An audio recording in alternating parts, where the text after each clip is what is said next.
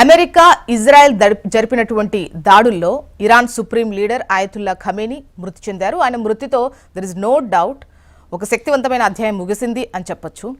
Next ఏంటి అన్నటువంటి ప్రశ్నలు ప్రపంచవ్యాప్తంగా వినిపిస్తూ ఉన్నాయి, ఆసక్తిగా ఎదురు చూస్తున్నాయి వివిధ దేశాలు.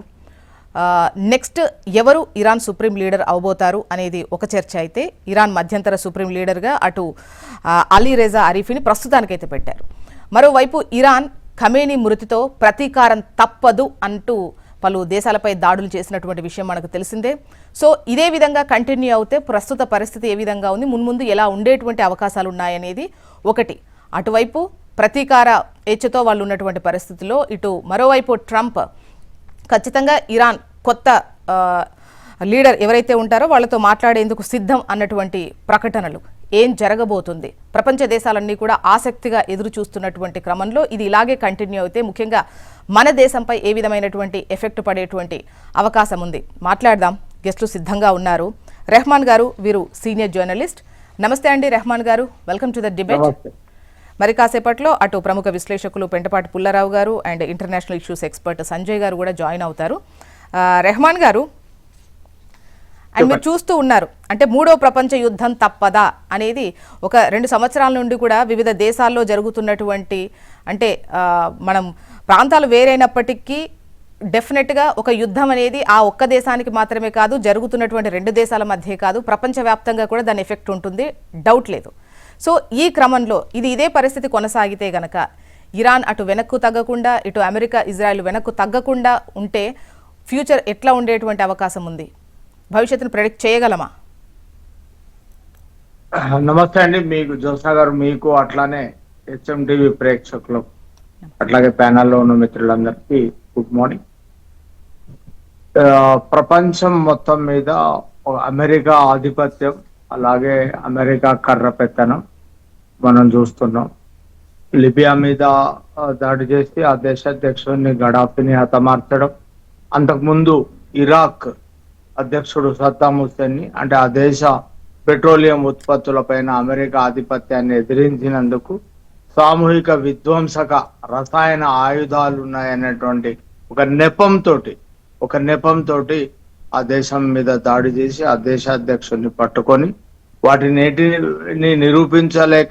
నిరూపించలేకపోయినా ఆ దేశాధ్యక్షుడిని ఉరిదీసి అక్కడి పెట్రోలియం నిల్వల మీద తన ఆధిపత్యాన్ని సంపాదించడం. అట్లానే మొన్నటికి మొన్న వెనుజులా అధ్యక్షుడిని కూడా ఆయన భార్యతో సహా బందీగా తీసుకెళ్లడం. ఇప్పుడు ఇరాన్ మీద ఒక కర్ర పెత్తనం, ఇజ్రాయెల్ తో కలిసి దాడులు చేయడం మనం చూస్తా ఉన్నాం. అయితే దీనికి కొన్ని దేశాలు తటస్థంగా ఉంటే మరికొన్ని దేశాలు దీన్ని తీవ్రంగానే ఖండిస్తా ఉన్నాయి. మరికొన్ని దేశాలు, అమెరికా మిత్ర దేశాలు కూడా ఈ దాడికి సహకరిస్తా ఉన్నాయి. అయితే ఈ దాడి ఎక్కువ రోజులు జరిగితే ప్రపంచ దేశాలకి నష్టం, మనకు నష్టం. ప్రపంచంలో ముడి చమురు ధరలు పెరిగిపోయి ఒక ఆర్థికపరమైనటువంటి సంక్షోభం ఆయా దేశాలకు వచ్చేటువంటి ప్రమాదం కూడా లేకపోలేదు. అయితే 86 ఏళ్ల ఖొమైనీని హతమార్చడం తన లక్ష్యంగానే అమెరికా ఇజ్రాయెల్ ముందు నుంచి ప్రకటించుకుంటూనే వచ్చింది. ఆయనను ఆ దేశంలో, అంటే ఆ దేశానికి సుప్రీంగా ఉన్నటువంటి నాయకుడిని చంపడం ద్వారా, అంటే అటు అమెరికా ప్రజలకి ప్రపంచానికి తాను తలుచుకుంటే ఎవరినైనా హతమార్చగలను, అంటే తన వైపు తక్కువ నష్టంతో తన లక్ష్యాన్ని ఛేదించాను అని చెప్పి అమెరికా ప్రకటించుకున్నట్టుగానే, ఆ ప్రకటించుకున్న లక్ష్యాన్ని ఛేదించినట్టుగానే మనకు అర్థమవుతోంది. కొత్తగా ఇప్పుడు ఖొమైనీ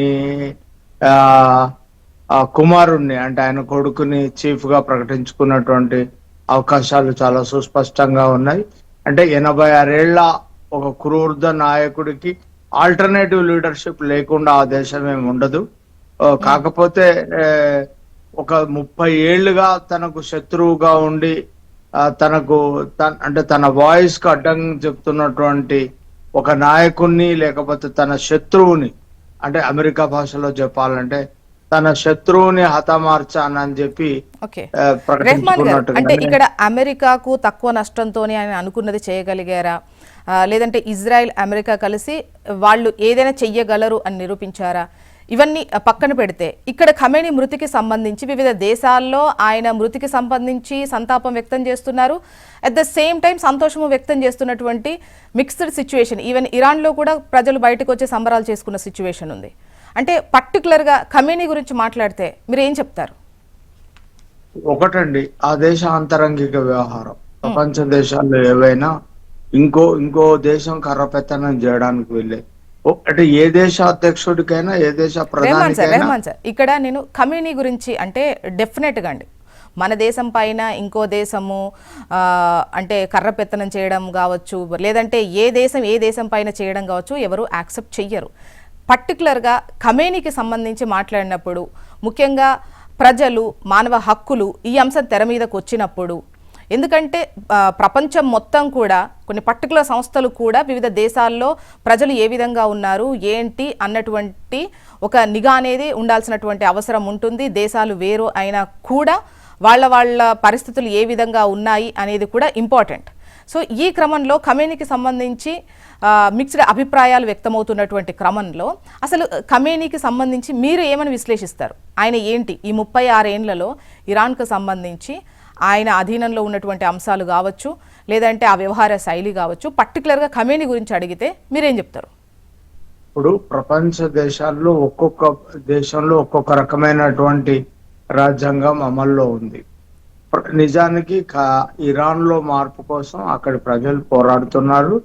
అక్కడి ప్రజలు స్వేచ్ఛను కోరుకుంటున్నారు. తమకు అనుకూలమైనటువంటి వాతావరణం కావాలి, తమకు అనుకూలమైనటువంటి మత ఛాందసం నుంచి బయటికి రావాలని ప్రజలు కోరుకుంటున్నారు. తప్పేం లేదు. అయితే అలానే ఉండాలని కోరుకునే సెక్షన్ కూడా ఉండొచ్చు. ఎందుకంటే ప్రపంచంలో మతం అనేది చాలా అంటే ఒక స్వభావం కలిగినటువంటి ఆయా ప్రాంతాల్లో మతాన్ని బలంగా నమ్మేటువంటి ప్రదేశాల్లో, అంటే యూరప్ లేకపోతే చైనా ఇట్లాంటి దేశాలన్నీ మతం నుంచి బయటకు వచ్చేసినాయి. అంటే వాళ్ళు ఇంత పురోగతి సాధించడానికి ఇంత ఇన్నోవేషన్ ని ప్రపంచానికి ఇవ్వడానికి, అట్లానే యూరప్ కు సంబంధించి మనము అంటే అక్కడ జరిగినటువంటి తిరుగుబాట్లు, అనేక తిరుగుబాట్లు, అంటే ప్రొటెస్టెంట్స్ అంటే కేథలిక్ నుంచి వచ్చినటువంటి ప్రొటెస్టెంట్లు మతం గుడిలోనే ఉండాలి, బడిలోనే కాదు, మీరు రాజ్యం వేరు మతం వేరు, మతపరమైనటువంటి పాలన జరగడానికి వీల్లేదు, సెక్యులర్ అంటే ప్రభుత్వ పాలనలో మత జోక్యం ఉండకూడదు, గుడిలో మతాన్ని బోధించొద్దు, ఇక్కడ సైన్స్ ను బోధించాలని యూరప్ దేశాలు వాటి నుంచి బయటకు వచ్చేసి మొత్తం ప్రపంచంలోనే ఒక గొప్ప దేశాలుగా వెళ్ళిపోయినాయి. అట్లానే చైనా చూస్తున్నాం, 90% అథీస్టులు ఉన్నటువంటి దేశం ఈ రోజు అమెరికాను దాటి వెళ్ళిపోతా ఉంది. అయితే ఆయా దేశాల్లో మతంలో నుంచి బయటికి రావడము రాకపోవడం అనేది ఆ దేశ ప్రజలు నిర్ణయిస్తారు, అమెరికా కాదు నిర్ణయించేది. అమెరికా ఆధిపత్యం ఏదైతే ఉందో ఇక్కడ మనం అందరం మర్చిపోతున్నటువంటి విషయం జ్యోత్స్న గారు, ఐక్యరాజ్య సమితి అనేది ఒకటి ఉంది. దాని నిర్ణయం మేరకు ప్రపంచ దేశాల పట్ల ఆంక్షలు విధించినా లేకపోతే తప్పనిసరి పరిస్థితుల్లో ఇంకేమైనా చర్యలు చేసినా దాని జోక్యం ఉండాలి. అది ఇప్పుడు ఎక్కడుందో, అంటే నానాజాతుల సమితి మొదటి ప్రపంచ యుద్ధం తర్వాత ఫెయిల్ అయిపోయిన తర్వాత, రెండో ప్రపంచ యుద్ధం తర్వాత ఐక్యరాజ్య సమితి ఏదైతే ఏర్పడిందో, లేకపోతే దాని భద్రతా మండలి కానీ లేకపోతే మిగతా సభ్యత్వ దేశాలు కానీ ఏమీ మాట్లాడన్నటువంటి పరిస్థితిని చూస్తున్నాం. ఈ రోజు అమెరికా ఈ దాడికి అమెరికా కౌన్సిల్ అనుమతి కూడా లేదు. అక్కడ ఏకచక్రాధిపత్యంగా ఒక వ్యక్తి తానేమైనా చేయగలను అంటే మన జో బైడెన్ గాని అంతకుముందు బిల్ క్లింటన్ గాని వాళ్ళేమో ప్రపంచ దేశాలు కాదు, మా దేశము మా ప్రజలు అన్నట్టుగా కొంత వ్యవహార శైలి వేరుగా ఉండేది. అంతకుముందు రీగన్ కానివ్వండి లేకపోతే మిగతా వాళ్ళు అంటే జార్జ్ బుష్, అంటే రెహమాన్ గారు పెద్దన్న ప్రభావం ఇటువంటి కాన్సెప్ట్ లో ఆ ప్రభావం కోల్పోతుంది కాబట్టి అది నిరూపించేటువంటి క్రమంలో ఈ మధ్య కాలంలో ట్రంప్ ఇట్లా చేస్తున్నారు అనుకోవచ్చా? ఖచ్చితంగా అండి. అంటే ఇప్పుడు వెనుజులా దేశాన్ని స్వాధీనం చేసుకున్న తర్వాత ఆ దేశాధ్యక్షుడిని పట్టుకెళ్లిపోయిన తర్వాత బందీగా ఇప్పుడు అక్కడి నుంచి తీసినటువంటి క్రూడ్ ఆయిల్ ని పెట్రోలియం ఉత్పత్తుల్ని ప్రపంచ దేశాల్లో అమ్ముకోవాలి. ఇప్పుడు అమ్ముకోవాలంటే రేట్లు కూడా పెంచాలి. ఒక యుద్ధాన్ని సృష్టిస్తే రేట్లు పెరుగుతాయి. భారత్ లాంటి దేశాలకు రష్యా నుంచి కాదు, అంటే భారత్ ఒక సార్వభౌమ అధికారం కలిగినటువంటి ఒక రిపబ్లికన్ కంట్రీ మీద నువ్వు ట్రేడ్ ఎవరి నుంచి చేయాలి, ఎవరి ద్వారా కొనాలి అనేటువంటి ఆర్థిక పరమైన, అంటే వాళ్ళపైన ఒక రకమైనటువంటి ఆధిపత్యం చేస్తుంటే మనపైన ఇంకో రకమైనటువంటి ఆధిపత్యం, అంటే ట్యాక్సెస్ ను పెంచేసి 100%, అంటే బ్రెజిల్ పైన మన పైన మామూలు ఆధిపత్యాన్ని కాదు, మొత్తం ఈ రోజు రష్యా అంటే మన ఒక మిత్ర దేశం స్వతంత్రం వచ్చినప్పటి నుంచి ఇప్పటి వరకు మనం ఒక నమ్మకమైనటువంటి మిత్ర దేశం మధ్యన కూడా చిచ్చు పెట్టి ఒక ఓకే. నిప్పు పెట్టేటువంటి పరిస్థితి అమెరికా తీసుకొస్తున్నటువంటి